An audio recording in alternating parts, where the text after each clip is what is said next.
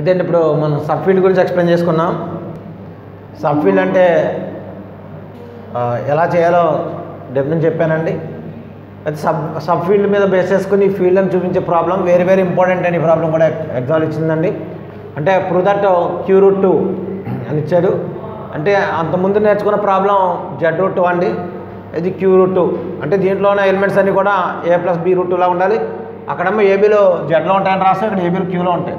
అంటే ఇంతకుముందు తీసుకున్న నెంబర్స్ మీరు తీసుకున్న ఎలా ఉన్నాయంటే కంపల్సరీ 2 + 5√2 అలా ఉండాలి జెడ్లో ఉన్నప్పుడు Z√2 అంటే, లేదా ఇక్కడ 6 అనో 3 అనో 1 అనో ఏదో ఉంటుంది. ఇప్పుడు Q√2 అంటే ఇలా 3 + 5√3 ఉండొచ్చు. ఇవి కాకుండా 1/2 ప్లస్ ఫర్ ఎగ్జాంపుల్ A7/3 × √2 అంటే √2 రాయాలి. √2 కాబట్టి కంపల్సరీ √2 ఉండాలండి ఇక్కడ. అంటే 3 + 5√2 లేదా 1/2 + 7/√2 ఇస్ బిలాంగ్స్ టు Q√2 అని. ఇక్కడ ఈ ఫ్రాక్షన్స్ Z√2లో ఉండవు, కానీ ఇక్కడ కంపల్సరీ ఇవి ఉంటాయి. అంచేత మీరు ఏం చేయొచ్చు అంటే అండి, దీన్ని తీసుకున్నప్పుడు ఇక్కడ మెయిన్ ఏంటంటే AB బిలాంగ్స్ టు Q అంటే ఇక్కడ ఏబీలో 2 5 అవ్వచ్చు, 7 6 అవ్వచ్చు, 1/2 అవ్వచ్చు, 1/3 ఏదైనా అవ్వచ్చు అనమాట. కాదు ఇక్కడ మాత్రం ×√2గా ఉండాలి, గుర్తుపెట్టుకోండి. అయితే ఈజ్ ఏ ఫీల్డ్ అంటే ఫీల్డ్ అంటే మనం ఎక్స్ప్లెయిన్ చేసుకున్నాం. మామూలుగా అయితే దీనికి every non-zero element of F as multiplicative inverse అని చెప్పాలి. ఆ మెథడ్లో చేయాలంటే ముందు రింగ్ అని చూపించాలి. ఆ రింగ్ అని చూపించాలంటే మళ్ళీ ఏబిలియన్ గ్రూప్ అని అని చెప్పాలండి, ప్లస్ డాట్ అని.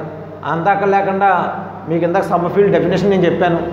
సబ్ ఫీల్డ్ డెఫినేషన్ ప్రకారం సబ్ ఫీల్డ్ అని చెప్పి ఫీల్డ్ అని రాద్దామని.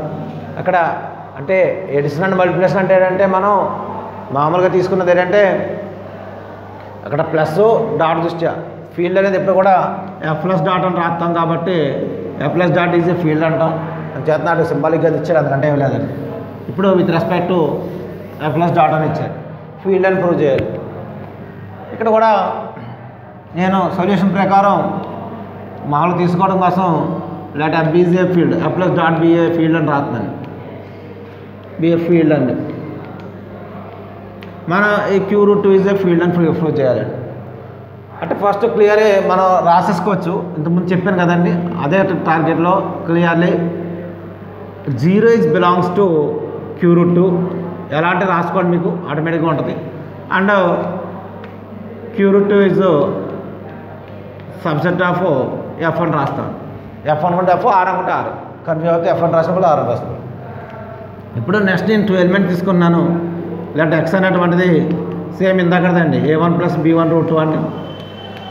అండ్ Y అంటే అండి A2 + B2√2 అని తీసుకున్నాను. ఈ రెండు కూడా ఎందులో ఉంటాయంటే Q√2లో ఉంటాయని రాస్తున్నాను. కాదు ఇక్కడ మనం వేరే అని చెప్పి వెంటనే రాయవలసింది ఏంటంటే A1, A2, B1, B2 ఇవన్నీ కూడా ఎందులో ఉంటాయండి, ఇక్కడ Qలో ఉంటాయి. Q AB belongs to Q అంటే ఏవైనా అవ్వచ్చు అనమాట, 1/2, 1/3, 3/2. కానీ Q√2 అంటే మాత్రం ఇలాగే ఉండాలి. ఇది రాసింది. ఫస్ట్ నేను X - Y చేస్తున్నాను. ఎలాగ సబ్ ఫీల్డ్ డెఫినేషన్లో అది ఉంది. X - Y అని చేస్తే ఇగో A1 - A2 మీరు అక్కడైతే మొత్తం రాత్రి కానీ నేను మామూలు డైరెక్ట్గా వేసేస్తున్నాను. B1 - B2 × √2 is belongs to, మళ్ళీ ఈ వాల్యూ చూడండి, ఇక్కడ సమ్ ప్లస్ √2గా ఉంది, సమ్ × √2గా ఉంది కాబట్టి ఈజ్ బిలాంగ్స్ టు నేనేమని రాస్తున్నానంటే Q√2 అని రాస్తున్నాను. X - Y తర్వాత ఇంతకుముందు సబ్రింగ్కి X × Y చేసేవాళ్ళు, ఇప్పుడు XY ఇన్వర్స్ అంటున్నాం. XY ఇన్వర్స్ అంటే X/Y అనమాట. రెండోది ఇక్కడ మీరు పక్కన ఇలా రాయాలండి, A1 - A2ని B1 - B2 is belongs to Q అని రాయాలి. ఇప్పుడు X/Y చేస్తాను. ఈ సింప్లిఫికేషన్ పార్ట్ చేయాలి. X/Y అంటే X అంటే ఏంటంటే A1 + B1√2 Y అంటే A2 + B2√2. మీకు ఈ విధంగా రేషనల్ నెంబర్ ఎప్పుడైనా సరే మనకి బైలో రూట్స్ ఉంటే మనం రేషనలైజేషన్ చేస్తాం. ఆ విధంగా దీన్ని రేషనలైజేషన్ చేద్దాం మాట్లాడదామండి. ఇక్కడ నేను ఆటోమేటిక్గా చూడండి, ఇక్కడ మీకు Q√2 అనేది ≠ 5 అని చెప్పినట్టండి. M belongs to R plus Q√2 is not equal to pi అండి, పై అవ్వదండి, ఏదో ఎలిమెంట్ ఉంటుంది. అలాగే Q root is subset of pi అని చెప్పినట్టు ఈ రెండు చెప్పానండి. క్లియర్ అని రాసుకొని 0 ఉంది కాబట్టి ఈ రెండు రాయిస్తాం కాబట్టి గొడవలేదండి. నెక్స్ట్ ఎక్స్ వై తీసుకున్నాం, ఎక్స్ మైనస్ వై కూడా ఆటోమేటిక్గా ఇందులో ఉంటుందని చెప్పండి, క్యూ రూట్ 2లో ఉంటుందని చెప్పి. ఇంకా లాస్ట్ పాయింట్ ఒకటి ఉందండి, అది ఎక్స్ బై వై ఇది చెప్పాలి అని చెప్పి దీన్ని సింప్లిఫై చేస్తాను. దీన్ని ఇప్పుడు రేషనలైజేషన్ చేస్తానండి నేను. That equal to a1 plus b1 root 2 whole by a2 plus b2 root 2 b2 root 2 అని ఉంది. ఇంటూ దీన్ని రేషనలైజేషన్ చేసేటప్పుడు a2 minus b2 into root 2 by a2 minus b2 into root 2 అని రాశాను. ఇప్పుడు రేషనలైజేషన్ ప్రకారం మల్టిప్లై చేస్తే a1 a2 అండి, తర్వాత a1 b2 రూట్ 2, తర్వాత ఇక్కడ plus a2 b1 root 2 minus ఇక్కడ b1 b2 into root 2 whole square చేస్తే 2 అవుతుంది కాబట్టి 2b1 b2 అని రాశాను. హోల్డ్ బై ఈ రెండింటిని a plus b into a minus b సూత్రం ఫార్ములా ప్రకారం చేస్తే a2 square minus b2 square root 2 whole square కాబట్టి అది 2 అవుతుంది. ఇప్పుడు ఈ వాల్యూని అంటే ఎక్స్ వై ఇన్వర్స్ అనమాట. ఈ వాల్యూ ఏంటంటే మనకి ఎక్స్ వై ఇన్వర్స్ వాల్యూ కడుతున్నాం. ఇప్పుడు తీసుకొస్తే అండి a1 a2 అలాగే root line value minus b1 b2 by ఇక్కడ a2 square minus 2b2 square ఇక్కడికి పార్ట్ సమ్ ప్లస్ ఇక్కడ మీకు రెండింటిలో రూట్ 2 కామన్ తీస్తున్నానండి. రూట్ 2 కామన్ తీస్తే నెక్స్ట్ రాస్తాను a2 b1 minus a1 b2 into root 2 whole by మీకు a2 square minus 2b2 square అంటే టోటల్గా ఇంటూ రూట్ 2 అని రాస్తున్నానండి. అర్థమవుద్దని ఇంటూ రూట్ 2 అని రాస్తున్నాను. అంటే ఏమైంది ఇది మీరు చూడండి, ఇది a ప్లస్ b రూట్ 2 ఫామ్లోకి వచ్చింది. ఎందుకంటే ఇక్కడ ఏదైనా మీకు రేషనల్ నెంబర్ ఉండొచ్చాను ఈ పార్ట్ అంతా వేరని చెప్పి ఇది అంతా రాస్తామండి. ఇక్కడ వేరు a1 a2 minus 2b1 b2 by a2 square minus 2b2 square is belongs to Q అండి. అలా ఇదంతా రాయాలండి. a1 a2 b1 minus a1 b2 by a2 square minus 2b2 square is belongs to ఎందులోనమ్మా క్యూలో ఉంటుంది. కానీ ఇది ఎందులో ఉంటుంది మనకి ఈజ్ బిలాంగ్స్ టు ఎందులో ఉంటుందమ్మా క్యూ రూట్ 2లో ఉంటుంది. క్యూ రూట్ 2లో ఉంటుంది కాబట్టి దీన్ని మనం అంటే టోటల్గా ఏమైందంటే X Y inverse is belongs to Q root 2. టోటల్గా మీకు నేను Q root 2 not equal to pi అని చెప్పాను, Q root 2 subset of F అని చెప్పాను, X minus Y belongs to Q root 2 అని చెప్పానండి, X Y inverse belongs to Q root 2 అని చెప్పాను. కాబట్టి దేర్ఫోర్ మీకు Q root 2 is a subfield అని రాస్తాం. Is a subfield. Therefore మనం ఏం చెప్తాం answer queue root is also field. And queue root 2 is also field అంటారు. ఇదండి ప్రాబ్లం. మీరు నేను క్యూ రూట్ 2 ఇప్పుడు ఇంపార్టెంట్ ప్రాబ్లమ్స్ జెడ్ రూట్ 2 ఒకటి, ఇది ప్రాబ్లం కూడా వెరీ వెరీ ఇంపార్టెంట్. ఇంకో ప్రాబ్లం ఉంది జెడ్ ఐ, అది కూడా చెప్తానండి.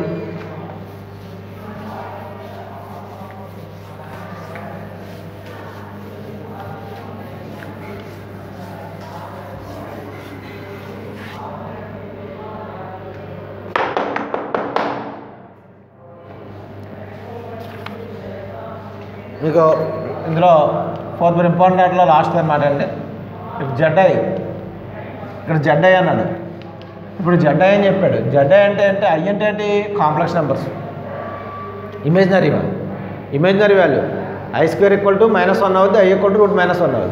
అంటే మామూలుగా జెడ్ అంటే ఇంటిజర్స్, అంటే ఇంటిజర్తో కూడా కాంప్లెక్స్ నెంబర్స్ అనమాట.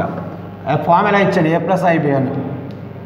Such that a comma b belongs to Z. ఇక్కడే ఇస్తాడు ఐ స్క్వేర్ ఈక్వల్ టు -1 అని రాయట్లేదు నేను, మీకు అలాగే ఎక్స్ప్లెయిన్ చేశాను కాబట్టి i square equal to -1. Then so that ఏమని చెప్తున్నాడంటే అండి ZI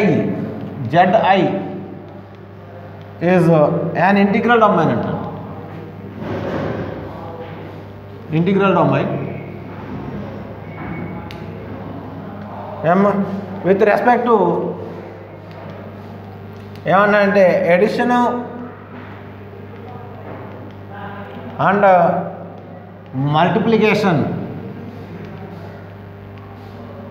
multiplication of complex numbers అంటారు. సిఎన్ఎస్ అని పెట్టేశారు. కాంప్లెక్స్ నెంబర్స్ మీరు రాసుకోవాలనుకుంటే రాసుకోండి. నోట్స్ ఇచ్చాను కదండి ముందే. కాంప్లెక్స్ నెంబర్స్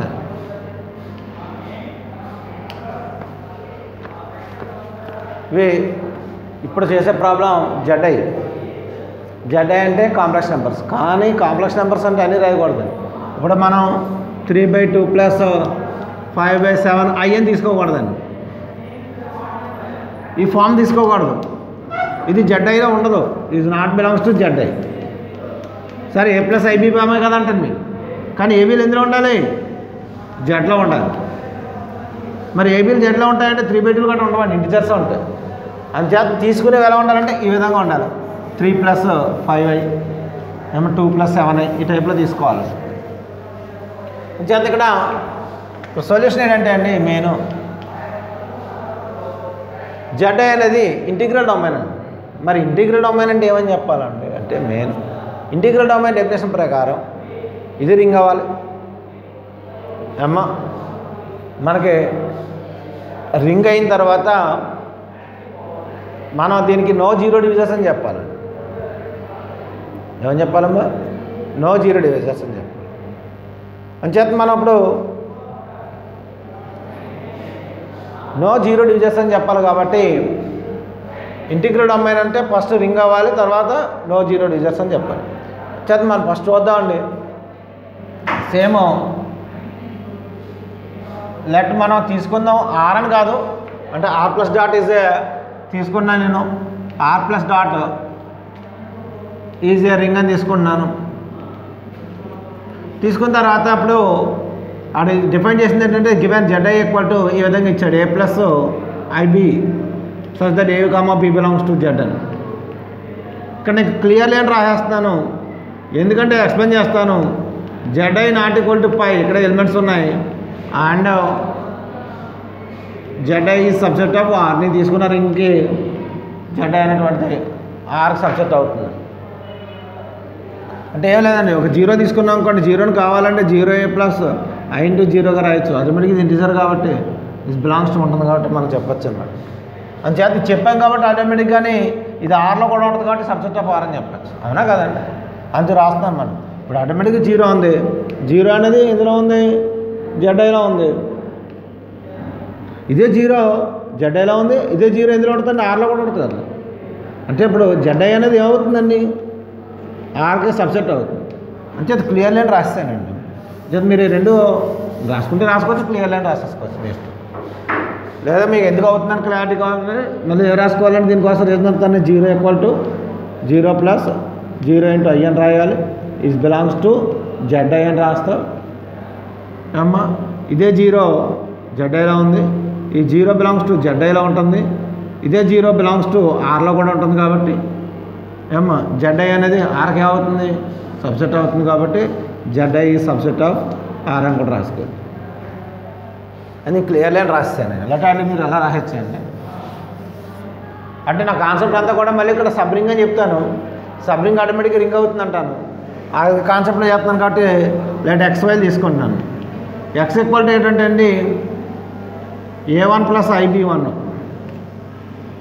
అలాగే Y అండి A2 + IB2. ఈ రెండు కూడా ఎందులో ఉన్నాయి? జెడ్ఐలో ఉన్నాయి. Where A1, A2, B1, B2 is belongs to Z I. అది కామన్గా రాస్తూ ఉండాలండి ఇంటిజర్స్. ఫస్ట్ ఏం చేయాలండి? మనం X - Y కట్టాలి. X - Y చూడండి, ఇందులో తీసేస్తే A1 - A2ని +i కామన్ తీస్తే B1 - B2 అని. ఓకే, B1 - B2 అని, B2 - B1 మొత్తం ఫామ్ అది సింప్లిఫికేషన్ అదే అవుతుంది. కాబట్టి ఇస్ బిలాంగ్స్ టు జెడ్ఐ. పక్కనే ఏం రాస్తాం అంటే అండి A1 - A2, B1 - B2 is belongs to Z అని రాస్తాం. ఇంకా ఫైనల్గా చెప్పవలసింది X × Y. X × Y direct చేస్తున్నాను. A1 A2 ప్లస్ i తోటి i × A1 B2 దీంతో మళ్ళీ చేస్తున్నాను. I ఇంటూ B1A2 లేదా A2B1 తర్వాత ఇక్కడ I స్క్వేర్ B1 B2. ఇప్పుడు I స్క్వేర్ అంటే ఎంత తెలుసు మనకి -1 అని తెలుసు కాబట్టి ఇక్కడ A1A2 ఇక్కడ -1 రాస్తున్నాం కాబట్టి అక్కడ I ఉండదు కాబట్టి B1 B2 ప్లస్ ఇక్కడ I common తీసారనుకోండి A1 B2 plus A2 B1.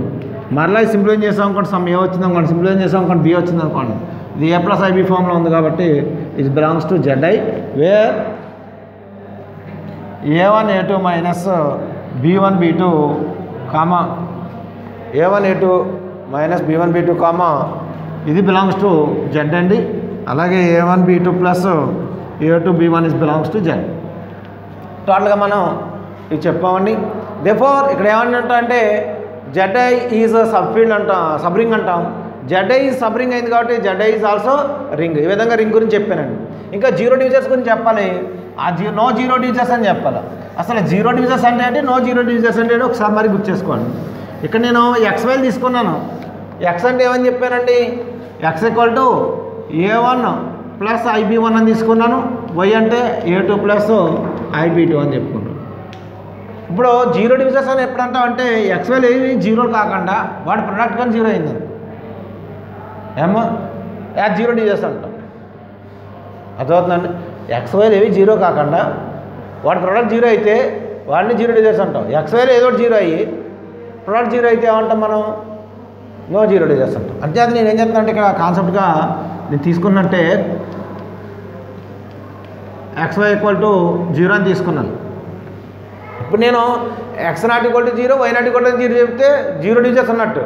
నేను X equal to 0, Y equal to 0 అని చెప్పాను అనుకోండి, రెండింటిలో ఏది జీరో చెప్పినా నో జీరో డివిజర్స్. అంచేత ఇప్పుడు XY ఈక్వల్ 0 తీసుకుని నేను రెండింటిని మల్టిప్లై చేస్తాను. ఎందుకు చేసాం మనం మల్టిప్లికేషను, అంతే డైరెక్ట్గా రాసేస్తున్నాను.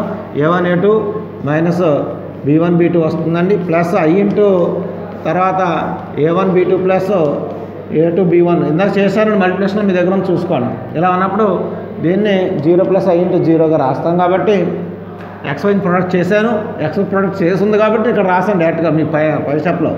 ఇప్పుడు కంపేర్ చేస్తాను అనుకోండి, నాకు A1A2 మైనస్ B1 B2 ఏమైందని 0 అయింది. అండ్ ఇది మాత్రం గుర్తుపెట్టుకోవాలి, A1 B2 plus A2 B1 కూడా 0 అయింది.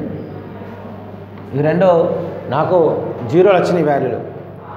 నేను ఇప్పుడు ఏం చేస్తానంటే ఇప్పుడు నేను ఒక పార్ట్ తీసుకుంటున్నాను. అదేంటంటే A1 square plus B1 square into A2 square plus B2 square. వీటి యొక్క ప్రోడక్ట్ నేను చేస్తానండి. ఆ ప్రోడక్ట్ ఏమవుతుంది అన్నది మనం చూద్దాం. ఇక్కడ ఈ ప్రోడక్ట్ ఏంటంటే అండి నేను తీసుకున్నాను ఏమవుతుంది అన్నది A1 A2 స్క్వేర్తో మల్టిప్లై చేస్తాం కాబట్టి A1 square A2 square plus తర్వాత A1 square B2 square plus ఇక్కడ B1తో మల్టిప్లై చేస్తాను. ఇక్కడ A2 square B1 square plus B1 square B2 square multiply చేస్తాను ఎంతండి ఇప్పుడు నేను ఇంతకుముందు నేను ఈ రెండు ఉన్నాయి కదండి, ఈ రెండాటిని స్క్వేర్ చేశాను అనుకోండి. ఫర్ ఎగ్జాంపుల్ స్క్వేర్ చేశాను అనుకోండి, A1A2 minus B1 B2 square చేశాను. స్క్వేర్ చేస్తే ఏమవుతుంది, A1 square A2 square plus B1 square B2 square minus 2A1 A2 B1 B2 వస్తుంది నాకు. అలాగే దీన్ని కూడా స్క్వేర్ చేశాను అనుకోండి, A1 B2 plus A2 B1 whole square చేశాను అనుకోండి. ఇక్కడ ఏమవుతుందండి, A1 square B2 square plus A2 square B1 square minus plus 2A1 A2 B1 B2 వస్తుంది. ఇప్పుడు ఈ రెండు క్యాన్సిల్ అయిపోయి ఇదే మిగులు, ఈ రెండు యాడ్ చేస్తాం. చూడండి ఇప్పుడు ఈ పైది సరిపోయిందిలో చూడండి, ఇదే వాల్యూ అండి. అంటే మనం ఏం చేయొచ్చు అంటే ఇప్పుడు ఈ రెండుని స్క్వేర్ కింద రాస్తున్నాను అనమాట అండి. ఏమని రాస్తున్నానమ్మా ఇప్పుడు దీన్ని, ఇగో A1 A2 minus B1 B2 whole square plus A1 B2 plus A2 B1 whole square అంటే దీన్ని ఎక్స్ప్లెయిన్ చేసుకొని పైన వస్తుంది. మరి ఈ వాల్యూ నాకు ఏమైనా ఉంది, ఇక్కడ 0 ఉంది. 0 square plus 0 square that equal to ఏమవుతుందండి 0. ఇప్పుడు నేను ఇలాగ 2 స్క్వేర్ ఉంది మైనస్ 2 హోల్ స్క్వేర్ ఉంది, ఏమవుద్ది 4 వస్తుంది. ఒకవేళ 2 స్క్వేర్ ఉంది, దానికి ఇంకో నేను ఏదో ఇప్పుడు 2 స్క్వేర్ ఇంకో 5 స్క్వేర్ కలిపాను అనుకోండి, అంటే ఏదో ఒకటి వాల్యూ అది ఎప్పటికీ జీరో అవ్వవు. ఒకవేళ నువ్వు -5 హోల్ స్క్వేర్ చేసినా అవ్వదు, 2 స్క్వేర్ -2 హోల్ స్క్వేర్ వచ్చినా అవ్వదు. ఎప్పుడు అవుతుందంటే ఇలాగ 2 నెంబర్స్ జీరో అవ్వాలనుకోండి, a square plus b square అనేవి జీరో అవ్వాలనుకోండి, కంపల్సరీ ఏబీ జీరోలు అవ్వాలి. ఇప్పుడు మీకు ప్రోడక్ట్ జీరో అయింది, ఇటు ప్రోడక్ట్ జీరో అయింది.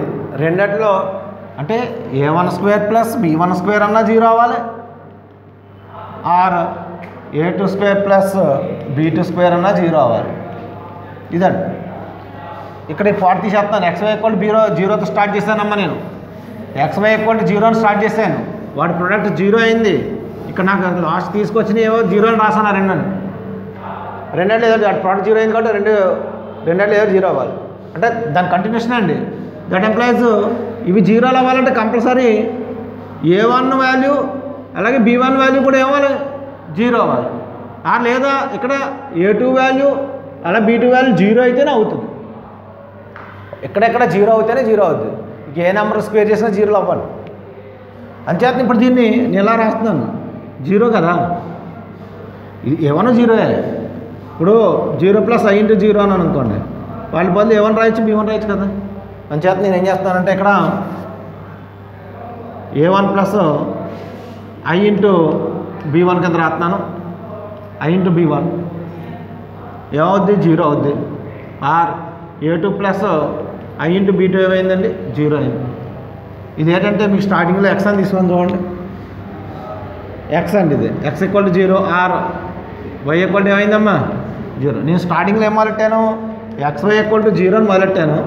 ఇది x అనే జీరో అవుతుందన్నాడు, y అనే జీరో అవుతుందన్నాడు. మరి xy ఎప్పుడైనా జీరో అయ్యి వాటి ప్రోడక్ట్లో ఏదో ఒకటి జీరో అయింది అనుకోండి, అవి no zero digits. Therefore Zi as no zero divisors. ఎప్పుడైతే నో జీరో డిజిట్స్ అన్నామో therefore Zi is an integral domain. ID అని రాశాను. ఇదండి ఇంటిగ్రల్ డొమైన్ అని ప్రూవ్ చేయడం. ఈ విధంగా ఇందులో ప్రాబ్లమ్స్ ఇంపార్టెంట్ అని కంప్లీట్ చేస్తామండి.